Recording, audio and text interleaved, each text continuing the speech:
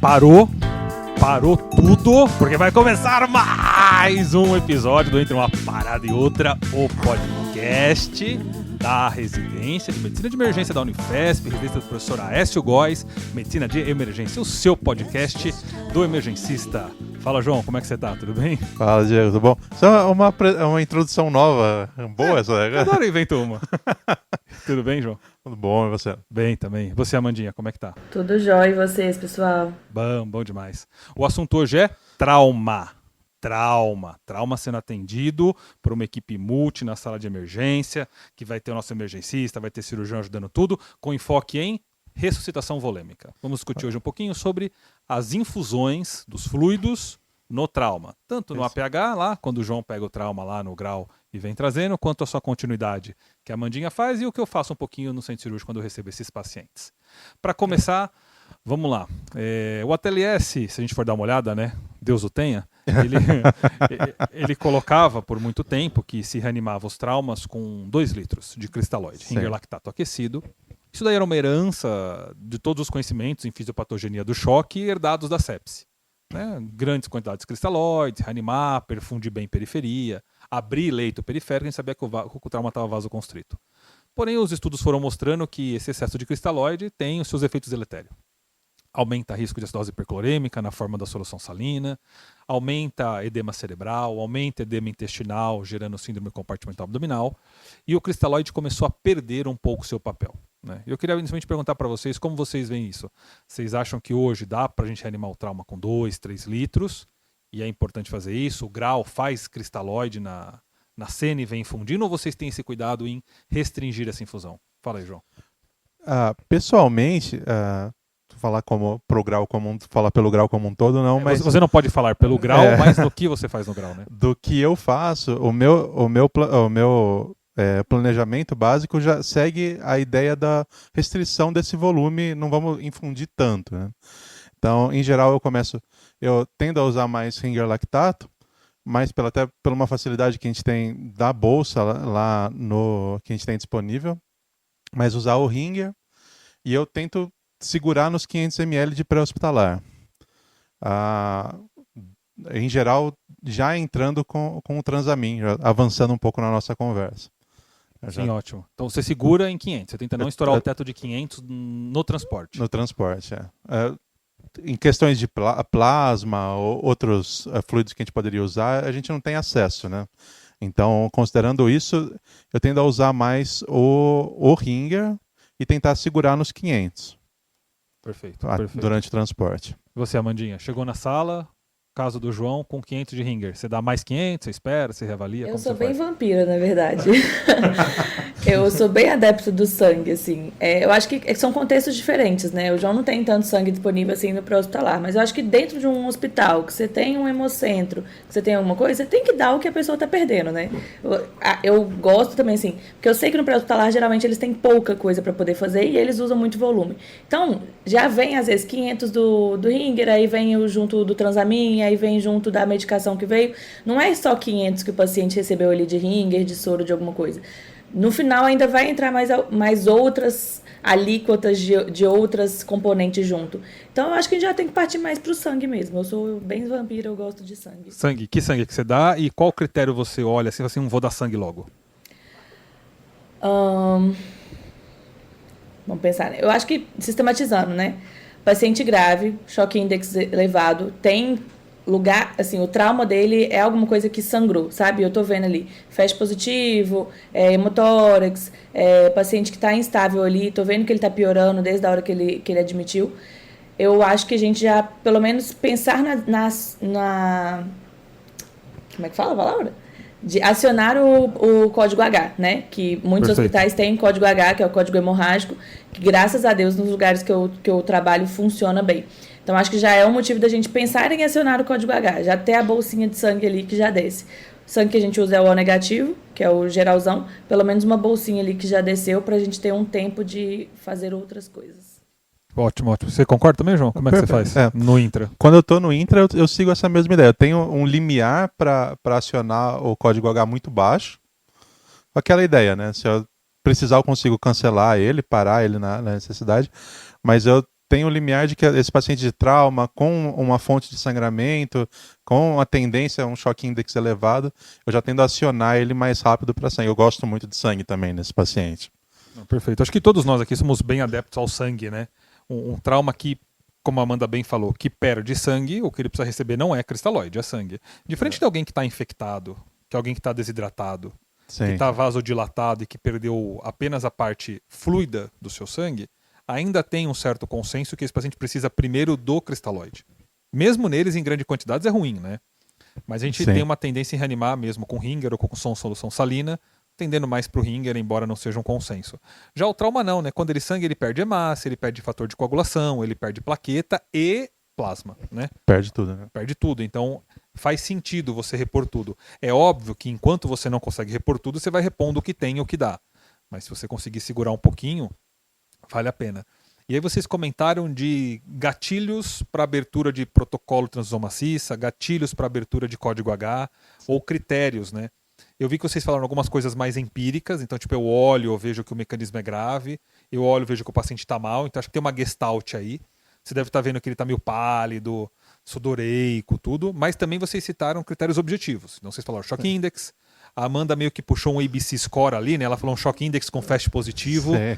Então tem vários critérios. Vocês usam algum desses critérios acadêmicos que são numéricos, que a partir de tantos pontos eu disparo um protocolo, ou vocês fazem um blend de critério e empirismo? Eu sigo muito. Eu acho que os dois se complementam muito, né? Existe uma questão, uma discussão até em cima o quanto a Gestalt é só Gestalt mesmo, e quanto tem a questão de que a sua experiência de trabalhar dentro desse cenário, né?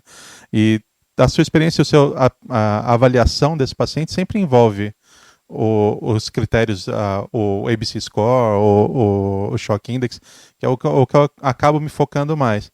Mas como isso faz parte da minha avaliação desse paciente, eu não sei dizer o quanto é só o meu Gestalt, o quanto eu avaliei, né, desse paciente. Mas, por exemplo, que número de Shock Index te preocupa? A partir de quanto?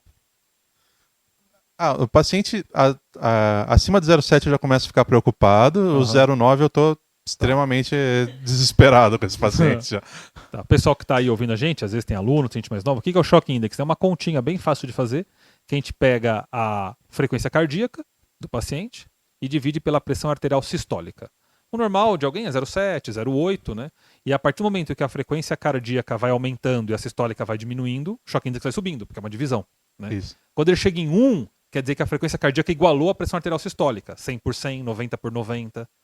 Já é problema. Né? Esse cara eu já estou preocupado. Preocupadíssimo. E a hora que ele vai passando de 1.1, 1.2, quer dizer que a frequência cardíaca é maior que a pressão arterial sistólica. 120 por 90, 130 por 60. São casos muito, muito graves. Né? Aqui a gente gosta do corte de 1 também. O corte de 1 é um corte interessante para a gente pensar em abrir protocolo de transfusão maciça. Mas a gente sabe que esses scores, eles têm os sensíveis e os específicos. Né? Scores muito sensíveis, você vai abrir protocolo para muita gente. Score muito específico, talvez você perca tempo e demore para iniciar a fusão. Então, meio que uma mistura dos dois é interessante, né? Eu gosto do 0,9 por isso. O 0,9, esse paciente já provavelmente não está super bem. Então, é hora de você começar. O meu corte ali, 0,7, 0,9, é aquele paciente que eu vou ficar vou ficar mais de olho nesse cara, porque ele tem uma tendência pior. O paciente já está no 0,9, eu já começo a considerar a abertura do protocolo para não perder muito tempo quando ele mais para frente, sabe? O 1 já é o cara que eu preciso abrir esse protocolo. Perfeito. Eu acho que tem umas questões importantes da gente falar também. Primeiro sobre o Shock Index, né? Por que ele é legal de você calcular? Porque nós temos uma tendência a sermos muito visuais, né? Então, se você pegar ali um paciente que está com uma PA sistólica de 120, você vai achar e falar assim, não, ele está de boa. Mas quando você realmente coloca na conta do Shock Index, assim, você fala assim, não, a PA dele está 120, mas a frequência cardíaca dele também está 120. É 1, né? É 1. Então você fala assim, não está tão de boa quanto eu estou achando que está.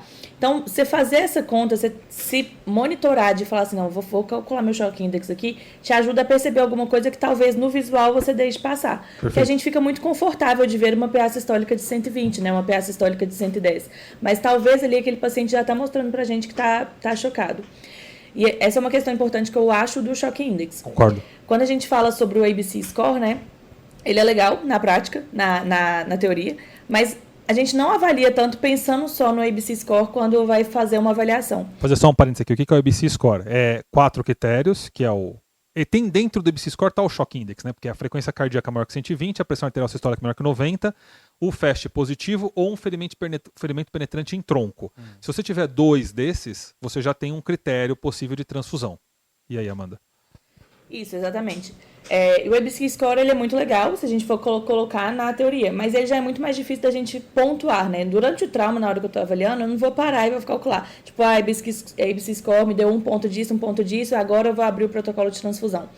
Quando você está num lugar, quando você é uma pessoa que você não trabalha tanto com isso, ele é muito importante que talvez você precise disso, né? Você Perfeito. precise colocar no papel ali e falar assim, não, agora eu preciso acionar, agora eu preciso transferir esse paciente para um outro lugar. Mas quando você já trabalha com isso o tempo todo, você já tem ele meio que na sua cabeça, a gente não vai fazer o cálculo exatamente, mas eu sei exatamente quando que eu vou acionar ou não, quando que eu tenho que começar a ficar preocupado.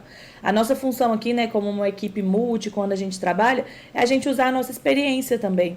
Os scores, eles são muito bons, principalmente para quem não trabalha tanto com isso, mas para a gente deixa ele um pouquinho de lado e começa a aplicar realmente o racional fisiológico, o racional da doença, o racional do trauma específico que aquele paciente teve. E o Shape Score, né? Eu falo bastante sobre o Shape Score.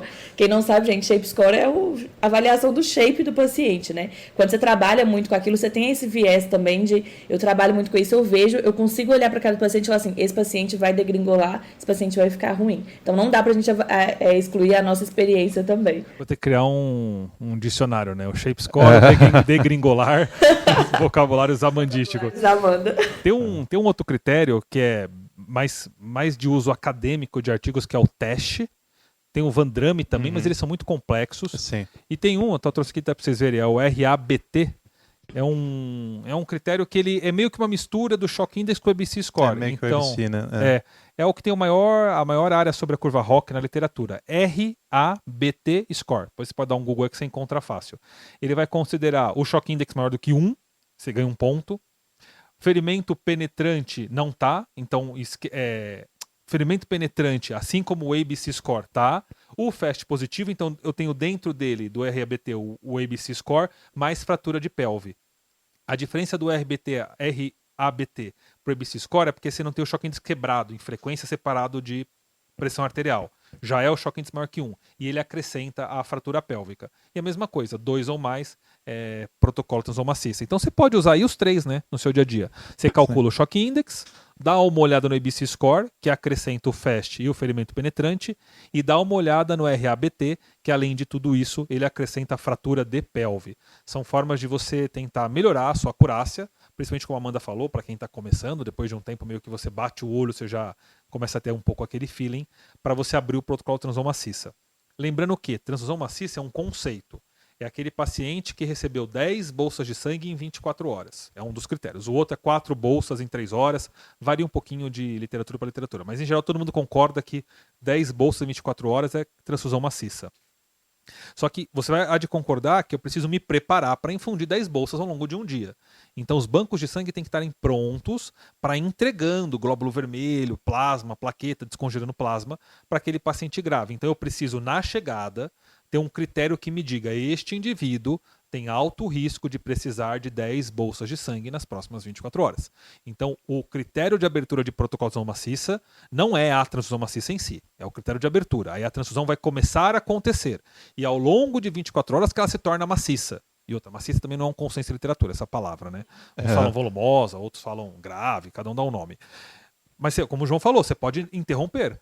Você fez 2 bolsas de sangue, na terceira bolsa parou de sangrar, a gente hiperestimou o sangramento, você interrompe na hora o protocolo e para de infundir, porque infundir demais também é desnecessário. Sim. E para a gente caminhar para o nosso último tópico aqui, uma vez então vamos lá, eu fiz o cristalóide, fiz meus glóbulos vermelhos, nossos vampiros aqui já indicaram 2, 3 bolsas de O negativo, né? Ou tipado, se o seu banco de sangue conseguir tipar rapidamente. Em que momento vocês, na sala de emergência, infundem o plasma? Vocês tentam já fazer simultâneo, onde vocês trabalham, conseguem descongelar rápido, ou eventualmente já tem plasma descongelado, que não é uma realidade muito comum do Brasil, ou vocês deixam para o anestesista e para o intensivista fazer o plasma? Como que vocês acham que o plasma se encaixa aí? Então, é uma pergunta interessante. Eu nunca consegui fazer plasma antes de transferir esse paciente. Geralmente, o tempo para descongelar o plasma, com o banco de sangue já descongelando a hemácia antes, em geral eu não consigo fazer. E no pré-hospitalar a gente acaba não tendo, apesar de que seria tecnicamente melhor pra gente. Tem um APH, o SAMU, não tem um SAMU que tem o plasma? Bragança Paulista. Bragança, né? Não, Que é o tem, Lucas. tem concentrado de hemácia, né? Ah, hemácia? Ah, hemácia. Hemácia. Plasma não tem, não. É o Lucas que estava É o coordenando, Lucas, não era? isso. E é muito legal o projeto até, inclusive, a gente podia até depois convidar ele pra vir aqui pra falar Lucas, sobre. se alguém estiver ouvindo esse podcast, mande Fala pro esse episódio pra ele. É, Fala, Lucas, você está Eu sendo já tive algumas convidado. palestras com ele que ele falou sobre como que ele criou o protocolo, é realmente bem legal e bem interessante, porque os traumas dele são longe, né? Até ele chegar num hospital Sim. é 30, 40 minutos e talvez seja o tempo ali que ele precise para já infundir uma bolsa e ter uma chance melhor de prognóstico daquele paciente. Então, porque isso vai entrar na discussão, porque o estudo Proper e o Prompt, eles vieram debater exatamente isso. O que eu faço primeiro, né? Plasma ou glóbulo vermelho? E qual que vai ser a minha proporção? Eu vou fazer 1:1, vou tentar parear, ou eu vou dar mais glóbulo vermelho, 2:1 do glóbulo vermelho, ou eu vou dar mais do plasma, 2:1 do plasma. Isso é uma discussão eterna na literatura. Meio que tudo gira em torno de uma proporcionalidade próxima. Ninguém vai fazer 3, 4:1 de nada, mas o 1:1 também não é uma certeza. Como que vocês acham que poderia ser? Vocês gostam do 1:1 pareado? Vocês gostam do 2 favorecendo o glóbulo vermelho ou do 2 favorecendo o plasma? E em relação à precocidade, se vocês pudessem infundir primeiro, vocês infundiriam primeiro qual? Eu acho, do meu ponto de vista, considerando o tempo de sala de emergência, considerando um paciente que precisaria de um volume maior, a minha ideia é que esse paciente vá sair da sala o quanto antes, né? Ele vá para o centro cirúrgico na necessidade dele o quanto antes. Mas eu acho que eu tenderia mais, tendo a possibilidade de ter os dois em mão, eu tentaria mais um 1:1. Simultâneo, Então, se possível? Se possível. Se não, eu acho que eu daria preferência para o plasma, eu acredito. Pro plasma? Para o plasma primeiro, Tá. Recrutar aqueles glóbulos vermelhos que ainda estão passíveis ali, sabe? Sim, porque a discussão é longa, né? Porque tem gente que vai falar que quando o HB cai muito, o sangue perde aquela propriedade reológica dele e isso também gera coagulopatia. Você precisa ter um mínimo de HB para o sangue coagular. Outros vão falar que não, né, que o do plasma ele já vai ter fator de coagulação, porque muitos pacientes entram com o perfil hiperfibrinolítico, então esse plasma me corrigiria. Eu digo, não, porque o plasma tem pouco fibrinogênio, o primeiro deficiência é fibrinogênio, não vou dar. Ah, não, mas o paciente abre com o fenótipo fibrinólise, o fibrinolítico shutdown, né? Uhum. E aí ele não é, ele na verdade ele está hipercoagulante, se eu der o plasma vai piorar evento tromboembólico. É uma confusão sem fim, né? A verdade é que nós não temos respostas. Você é de qual time, Amanda? Você é do time plasma, time glóbulo vermelho? Ou você é do time sangue total? Você queria que tivesse sangue total? Existe, né? É que ele estraga mais rápido. Sim, tem lugar que trabalha com sangue... Tecnicamente seria uma opção melhor, né? Teoricamente seria. Sim. Eu sou mais da vida real, assim, que eu acho que o que a gente trabalha hoje é o máximo que consegue, né? Tem um lugar que às vezes não consegue nem sangue. Você pede uma bolsa de sangue e é difícil de conseguir uma bolsa de sangue. Quem dirá plasma? Plasma ainda precisa de 30 minutos para ele descongelar, aí ainda tem que descer, ainda tem que fazer toda aquela parafernália toda. Então acho que é muito mais difícil. Idealmente eu também seria 1:1 ali, tá? Mas o que a gente tem da realidade é descer o sangue e o sangue é o principal e vai começar. E eu acho que esse paciente ele fica muito pouco tempo na sala de emergência, muito pouco mesmo. O ideal seria que ele ficasse pouco tempo na sala de emergência. Então não acho que seria viável nas condições atuais, pelo menos nos lugares que eu trabalho, a gente já iniciar plasma na sala de emergência. Eu acho que o mais comum e que as pessoas aderem mesmo é o sangue. Então, mais disso. Mas é uma discussão bem legal da gente fazer e às vezes até conseguir mudar o protocolo, né? E você, Diego? Cara, eu acho que o sangue total é o cenário ideal mesmo, né? Por lógica biológica, perdeu tudo, recebe tudo. Sim. A grande discussão vai ser que talvez a gente está dando coisas que ele não precise naquele momento. Então é a prioridade do que mais precisa. Porque a hora que eu dou um sangue total, eu estou dando coisas meio proporcionais do 1:1. Mas muita gente acredita que o paciente que está sangrando precisa primeiro de glóbulo vermelho. Tem esse time que defende isso, né? Que o HB mínimo mantém um estado de coagulação ideal. Então, eu sou a favor da proporcionalidade, do 1:1, mas eu não sou a favor da simultaneidade.